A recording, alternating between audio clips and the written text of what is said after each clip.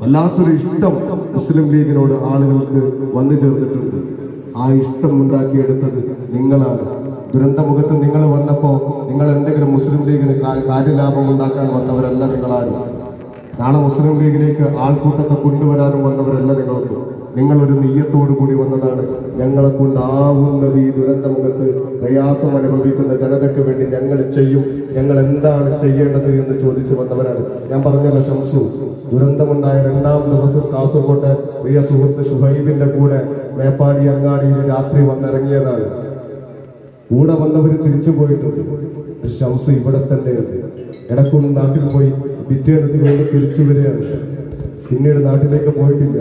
എന്നാണോ പാണക്കാട്ട് സയ്യിദ് മുനവ്വർ അലി ശിഹാബ് തങ്ങൾ നിങ്ങൾ മതിയാക്കിക്കോ, നിങ്ങൾ തിരിച്ചു പോയിക്കോ എന്ന് പറയുന്നത്, ആ ദിവസം വരെ ഇവിടെ നിൽക്കും. അതുപോലെ പ്രിയപ്പെട്ട സിറാജിക്ക അടക്കമുള്ള ആളുകൾ, പ്രിയപ്പെട്ട സിറാജിക്കയോട് പറയാനുള്ളത്, നിങ്ങളൊക്കെ ഈ നാട്ടിൽ ചെയ്ത സേവനത്തിന് ഈ നാടിനു വേണ്ടി ഞങ്ങൾ നന്ദി പറയുകയാണ്.